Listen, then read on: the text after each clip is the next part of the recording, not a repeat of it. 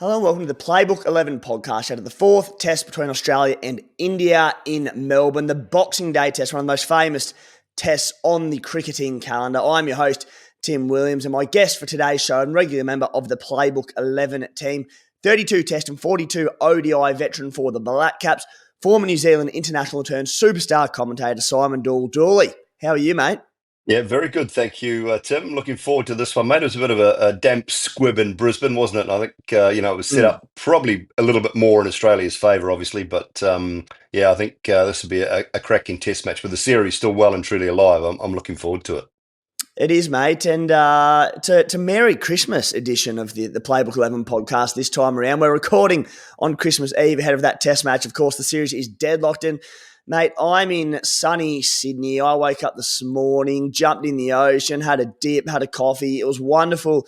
You're in rainy London. What's it like over there for Christmas for you, mate? 4 or 5 degrees today. I was out water blasting, getting everything ready for Christmas Day. Look, it's just got B's family, my partner's family coming over. It's brother from Hungary or from Budapest, and mum and dad from the Netherlands. So just the five of us doing Christmas dinner, which will be very nice, and probably a few phone calls back down under. Sounds absolutely wonderful, mate. Now, guys, before we get into it, if you are listening to the podcast or watching on YouTube for the first time, what is the Playbook 11 podcast here to do? We're here to provide Dream 11 expertise from Australian soil with our local knowledge. We know the players, the venues, the local conditions. We're going to transfer that knowledge into Dream 11 contest to help select your teams. We'll be covering all of the remaining tests, Australia versus India, along with some coverage of the Big Bash season. We haven't done a Big Bash show yet, but it's coming. It's coming soon. We're available on YouTube, as I mentioned, so subscribe to us there on Apple and Spotify, wherever you listen to your podcast. We're also on social media. Follow Playbook 11 on Instagram, Facebook, TikTok, wherever you are on socials. Now, Dooley, let's get stuck into Australia versus India, the Boxing Day test. And as always, we'll start with our predicted teams. And I'll go first to the visitors and the Indian team, mate. Again, they were on the back foot in Brisbane, but there wasn't a lot of action played among a very rainy test. Do you expect any change to their squad for their Boxing Day test? Yeah, I don't know. They'll have a look at the surface. If the weather in and around Melbourne's been pretty good, which I believe it has been decent, and sunshine expected, you wonder whether they might look at another all-round spin bowling option. And keep the three quicks that played in Brisbane. Siraj has been decent enough with 13 wickets, I think, in the series. Bumrah's been absolutely brilliant, and Akashdeep got an opportunity at Brisbane. So they might stick with that trio. And the only change I can see is maybe bring Washington Sundar in, play him alongside Jadeja, so have two spin bowling all-rounders who can both bat really well, and maybe leave Nitish Kumar Reddy out, who's been pretty good through the series, but they might just be looking for a little point of difference. We know how good Jadeja and Washington Sundar can be with the bat, so it doesn't take anything away from the batting side of things. It's about the only change I can see after that drawn test match in Brisbane, if that's the case. What do you make, Dooley, of this the rotation between the spinners, between obviously Ashwin, Jadeja, Washington Sundar? They've chopped and changed throughout the series, obviously been very deck dependent. Do you think it's been the right move to chop and change between them, or would you have picked and stick with one of them?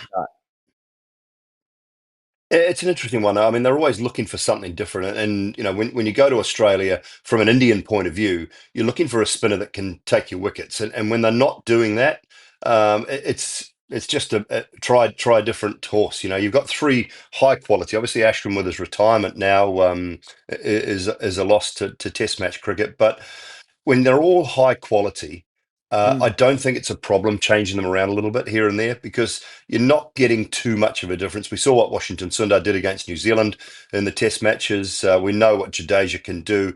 The one thing for Jadeja, he can probably tie up an end a little bit more, although it's difficult on Australian conditions. I think he kind of gets that preferred role because they feel like he can go at 2.5 to 3 and over and maybe pick a wicket or two up.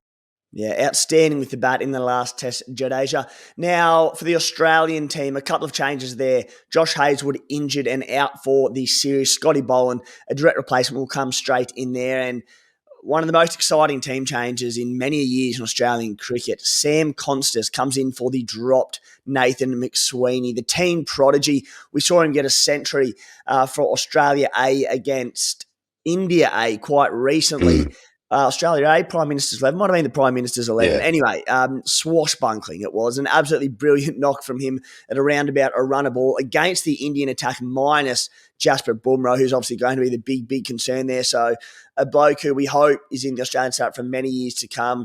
Currently very low ownership for the Dream11 contest as well. So one that we'll have a chat about very shortly. Now, Dooley, let's go around the grounds at the MCG and have a look at recent results.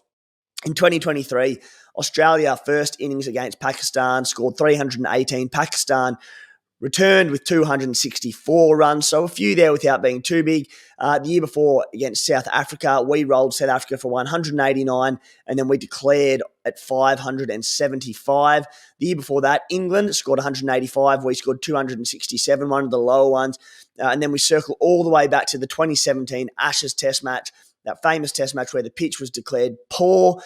Since then, they've sort of played around with the deck. There's been a bit more life in it for bowlers. It plays relatively evenly for both bat and ball, as we've seen in recent years. But I suppose, Dooley, it has chopped and changed a little bit. What do you make of the venue? And from a Dream11 perspective, are you wanting to spend up on bowlers, batsmen? How do you feel about it? Well, I think you want a little bit of a combination in this one because day 2 and 3 can be really good batting conditions, and I think that's one of the keys for this Test match. You look back through, I think you have to go all the way back to 2010 when Australia lost a Test match against anyone other than India. Obviously, they lost in 18 and 20, I think, Mm. against India, and it was 2010 when England beat them in Melbourne. So they've got a very good record there. You think from a batting point of view, if you get to bat on day 2, day 3, just fill your boots basically, because that's the best time to bat. That's when hundreds are scored at the MCG. The other thing is, I looked through the numbers a little bit, and the Aussie bowlers have been brilliant. The quick bowlers in particular have been brilliant on day 1 at Melbourne as well. So, Mm. they've really put the opposition sides to the sword. Scotty Boland, he's got the best stats at the MCG of anyone going round. He's been absolutely brilliant. So, I think you could wait till after the toss to really nail your side, because if Australia won the toss and bowled first, you could load it up with a couple of those Australian bowlers. The key ones, I think, Boland and Pat Cummins in particular, would be key ones to load it up with if Australia won the toss. But have a couple of options there, I would Mm. think, for India bowling first and Australia bowling first, and just sort of go with your team after the toss a little bit more. But we'll try and sort of Yeah. figure out a way that people can get involved a little bit before the toss as well. Exactly right, mate. Get a bit of information out there to prep the players out there. And backing up a few of those stats that you mentioned, we go back to 2020, as you mentioned, Australia versus India. India won that test match by 8 wickets. The MCG. Bumrah took 6 wickets. Siraj had 5. And some numbers around the Australian batsmen and bowlers. Steve Smith averages 78.07 at the MCG. Marnus Labuschagne averages just 30. Mitch Marsh, 42.4. Looking at the bowlers, Pat Cummins, once again, clearly the best of the lot, averages 17 at the MCG. Nathan Lyon has the 5th most wickets there, averages 32.13. Mitch Stark, not overly impressive with a 30.16 average. So, statistically speaking, Pat Cummins is probably the man you want with the ball. Perhaps Steve Smith after bouncing back with a century with the bat. Now, mate, let's get stuck into the all-important team selection for the contest, and we'll start in the wicketkeeper position, and I'll get my little game up here. Rahul, 79.42% ownership at 8.5 crore. Rishabh Pant, 76.33 ownership at 8 crore. Alex Carey, 69% ownership. We've seen that jump up since the last test. 7.5 crore of the main ones there. Always interesting talking point the wicket keepers made, and thus far this series, Dooley, we've just locked in Pant, and then we've had a few question marks around Carey each time. How do we feel now? Does it change at all? Um, well, Punt's getting up in the ownership, isn't he? He hasn't really produced the numbers with the bat that we probably thought he would. It's been a bit of a concern. I think the Brisbane Test match, in particular, you go for those two keepers because the ball carries through. They're going to get a lot of nicks and catches behind. Will it be the same in Melbourne? Could we take a risk and play Alex Carey and then hold Rishabh Pant back in case we need someone later in the piece. I think Alex Carey's batting form been decent, but if we expect again, if Australia win the toss, I'm really happy to have Carey in there because I think the seamers will have an opportunity early on to Hmm. get next behind, and he really comes into the game then. So maybe we look at Alex Carey instead of Rishabh Pant this time round, and then hold Rishabh Pant back. And see if we have a slot. The only Mm, thing, I mean, speaking of an Australian summer as well, there's a mosquito just absolutely going to town on my legs right now. But look, like a true fighter, I'm going to get through this podcast. I'm just going to let him just keep chomping away. Rishabh Pant, he's at 76% ownership, and Carey is at 69%. So what I will say is, in previous mm, tests, the discrepancy between the ownerships there has been like Pant at that 80 odd percent, and you've had mm. Alex Carey at sort of 40 to 50 at times. So there's not much between them, mate. So is it worth taking the risk of leaving Pant out for the sake of 10% ownership? I'm not convinced. No, you're probably right actually on those numbers. I mean, I thought he would be up at 90. Yeah. So yeah, I'd be happy to keep them both in then if they're both relatively low ownership. Yeah. All right, we'll go Pant and we'll go Carey, and we'll leave that a little bit open. We can come back and we can drop one if required. Moving on to the batsman, Steve Smith, off the back of that century, hasn't his ownership skyrocketed as a result, 55.47% ownership at 9 crore. Travis Head at 93% ownership, 9 crore. I'm surprised that's not 100, seriously, the way he's going. Virat Kohli, 43% ownership at 8 crore. Jaiswal lost a bit of touch since that early the century in the first test. Jaiswal, 70% ownership at 8 crore. Rohit Sharma needs some form, 12% ownership at 7.5 crore. Usman Khawaja, 7.6% ownership. He's 7.5 crore.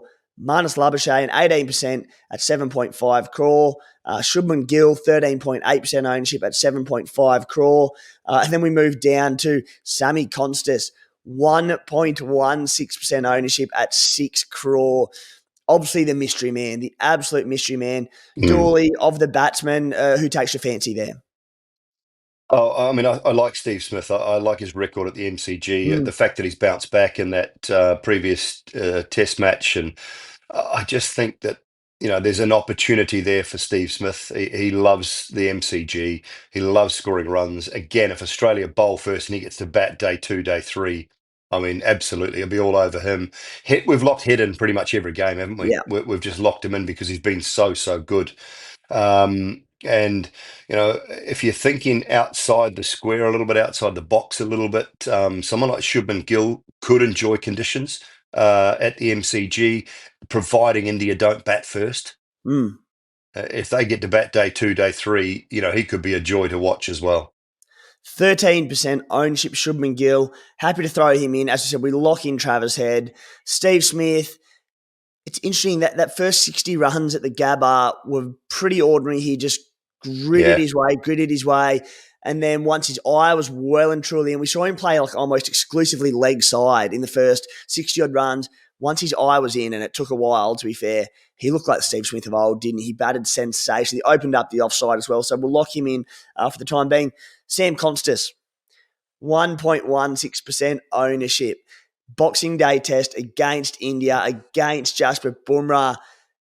I'm like, we probably need to let you make the decision here because I'm a one-eyed Australian fan and I'm just so excited for him. I see his ownership, but there are so many red flags around this selection. Dooley, Sam Constas, yes or Mm. no? Oh, I love the kid. I think he's immensely talented. Should he have been there from the start of the series? You'd say probably yes. If the selectors said they've made a mistake by now picking him and leaving McSweeney out, they're probably saying yes, we made a mistake. Could we have him at 1%? Could we put him in the mix at 1% on a whim? We always talk about this game, and what do you need? You need a point of difference. Yeah. And sometimes is your point of difference that man who's only got 1 or 2%? Could he go out and score 100 on debut? Is that a possibility? He's good enough. He's good enough to do it. Yeah. I say we get the bowlers done and see if we've Okay. got room for him at the Yeah. end.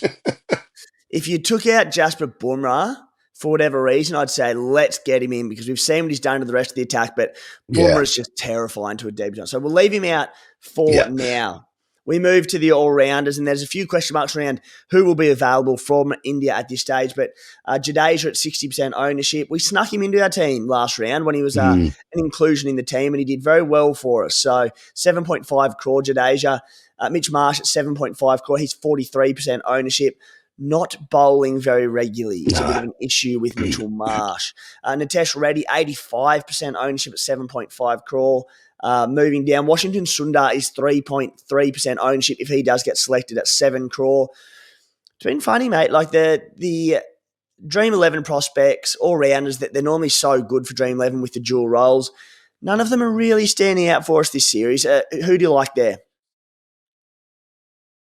Yeah, it's the thing I was just about to say. I'd rather go for out-and-out bowlers. I don't think they're getting the runs or the wickets that you want. Particularly, you think about Mitchell Marsh, Jadeja with a few runs in the last Test match, but they're just not producing those numbers that you would suggest to say we have to have them in there. Yeah. So I'm more inclined to leave the all-rounders alone and go for the specialists. I mean, if the bowlers can dominate winning the toss and the batters can score runs on days 2 and 3, I'm more inclined to sneak that way for the Melbourne Test match, if that makes sense. Yeah, no, I 100% agree. Of course, I'm happy to go really low on there as well. We have to select one of them, but I'm happy to go no more than one of them in my team. Yeah. So I love what Jadeja did with the bat. You mentioned that Mm. maybe there'll be a bit of offer for the spinners down in Melbourne. We hope. We know Nathan Lyon's record there. Maybe he's an exception. I suppose the other concern with Jadeja is, if they do run 2 spinners, does he bowl less overs if they run him and Sundar? I like Jadeja. Mitch Marsh, as I said, he's not bowling enough to sort of warrant selection. Nitesh Reddy's No. been great, but I like Jadeja. I don't know if you'd prefer like a Sundar or something. Again, team pending, but what do you think? Yeah, I think if Jadeja's in the side, I think we might as well have him in there. Yeah. He's going to, he's a gun in the field. He might pull off a brilliant catch, a run out. He's going to bat. He's going to bowl, and I think with Mitch Marsh not bowling enough, I would prefer Jadeja. Yeah. All right, moving on to the bowlers. Pat Cummins at 90% ownership at 9 crore. Jasprit Bumrah, 97% ownership at 9 crore. Mitch Stark at 92% ownership, massive ownership at 8.5 crore. Nathan Lyon at 5% ownership at 8 crore. You wouldn't believe these numbers around Lyon this series, but it's been warranted Wow. thus far. Siraj at 50% ownership at 7.5 crore. Scotty Boland, 6.5% ownership at 7 crore. With his record at the MCG, he's played a lot of cricket there. That seems just absolutely mind-blowing to me. Deep at 16.8% ownership, also enticing at 6.5 crore, and they are the major ones through there. Dooley, of those bowlers, who do we like? Oh, I think we always have to have Bumrah. We have to have Yeah. Cummins at the MCG, and I really like Scotty Boland. I love that fact that he's at such a low ownership. I think he's a guy that knows the ground so well. He's played so many games there. I think he's got 127 first-class wickets at the ground, knows the conditions, and low ownership. We're looking for something different. I like him. Oh, he's absolutely locked and loaded, Scotty Boland. 6.5% selection. It blows my mind. It's like, I know there are so many star bowlers, but Boland could be the one there. He might have been a sneaky little captain VC play or something. Okay, so we've got Cummins, we've got Boland, we've got Bumrah. We need another, I think, probably Indian bowler. And I'm happy to leave this to your... Oh, he's alive. He's alive. Stick with Excuse us, me. Dooley. Stick with us. Yeah. We're almost done, mate. We need another Indian bowler. So Siraj, do we go deep? Do you see anyone else popping into this lineup? Who do you like?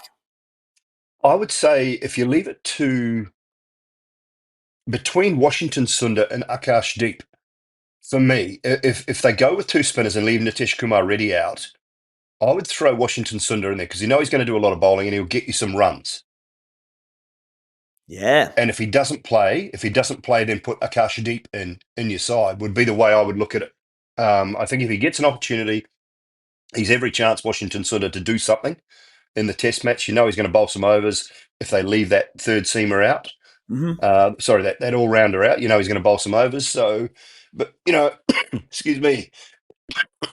Goodness me. We've lost him. He's Particularly, gone. Yeah, particularly against the left armers as well. It's this English weather, mate. This is cold weather in England. I It's know. doing my throat in my head, you name it. Yeah, so that would be the way I'd go, mate. I'd look at Washington Sundar if he gets a run, and if he doesn't get a run, then go with Akash Deep. All right, Sundar in deep if he does not get a run. And then the other thing about Sundar, he's 3.3% ownership, like selected. And obviously that'll jump if he does Yeah. get named, probably late on, but still. So after bagging the all-rounders, we've ended up going with two of them. So that's what we've done there. Okay, so because we've got a few in there now that are pretty low ownership, we can probably reluctantly avoid Sammy Konstas. We can just watch his century and just enjoy it as cricket fans Yeah. rather than as Dream11 players. So we've got 3 out-and-out batsmen plus the 2 wicket keepers. I think we want another bowler. We've got Jadeja, Sundar, Bumrah, Cummins, and Boland. Like, where does Nathan Lyon sit for you, mate? Hasn't played a big role in this series. He's hurt us probably a little bit at stages in our Dream11 contests. Does he feature more in Melbourne? What do you think? Would you prefer another quick? What's your feel?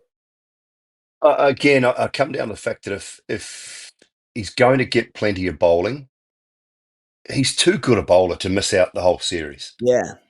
Is he going to have to wait till Sydney? Can we afford him to take a risk in this Test match? Possibly. Hmm. I really like Nathan Lyon. I love what he brings to the table, and I'm a firm believer that he cannot go test after test after test without a performance. Hmm. I'm with you, mate. And I wouldn't mind him in the side at hmm. low ownership. I know we're taking a bit of a risk, but I wouldn't mind him in the side. And as I said, I think he's got the 5th most wickets of all time at the MCG. And, there's been overs there. He Yeah. bowled plenty of overs in Brisbane. It wasn't to suit as such, but he's too good at 5% selected. All right, let's throw him in, mate. Nathan Lyon comes into our attack. That leaves us with the all-important vice captain and captaincy decisions, mate. Now, I'll throw to you firstly, and of the popular ones, Travis Head is at 33% captained, 15% vice captained. We move down. Jasprit Bumrah is 27% captain, 27% vice captain. Pat Cummins is at 2% captain, 5.6% vice captain. That seems low. What are you feeling? I mean, I love what Bumrah's done. 21 wickets in the Test matches so far. I find it very difficult to go past him, and he just causes all of the Australian batters more trouble than anyone else. He's going to bowl a lot of overs because he does. I think we've got to have him as one of the options, Yep. either captain or vice captain, and I just think he's a lock in as one of them, to be honest. And if you want to throw some wildfire in there, with Scotty Boland as a vice or something a bit different, it's an option. Yeah, it is. All right, I'm happy to put the captaincy on Jasprit Bumrah. It's such a big test. He'll be relatively fresh. It was a big turnaround between that Brisbane Yeah. test and Melbourne. There wasn't a lot of action there anyway, so I think it would have done his body a lot of good after bowling a lot of overs Mm. this year. So we'll captain Jasprit Bumrah at 27.79%. Captain, look, if Pat Cummins' numbers were higher, I'd be happy to go Scott Boland. I think he's a really cheeky play, but Yeah, Pat Cummins is at 5.6% vice captain and only that's 2.1% good. captain. So seriously, let's not overcomplicate things a bit. I think vice captain Yeah, Pat Cummins. Yep. absolutely. All Yep. right. Yeah. No So worries with that at all. this locks in our team for the contest, and I'm just trying to bring it up. Anyway, it's gone. You know what it is. We've selected it. We've read it out. Dooley, we're locked in for the MCG Boxing Day test. Keep an eye on those final teams, the toss as well, which will impact things. But Dooley, we might leave it there. As I said, guys, Mm. if you're watching on YouTube, please subscribe to our channel. You can do it as well, Apple, Spotify, wherever you're listening to it, and tune in there. Dooley, thank you, mate, and have a wonderful Christmas. Cheers, mate. Merry Christmas to everyone out there as well. And sorry about the croaky voice. I've got to sort this England weather out. England weather, mate. I'm sure to warm up for the next podcast. We will be back, guys, for the fifth and final test at the Sydney Cricket Ground. Nathan Lyon, a turning deck. He will be in our team for that one for sure. I'll try and jump in and get some Big Bash previews done as well in between those test matches. But guys, have a great Christmas and good luck in the contest.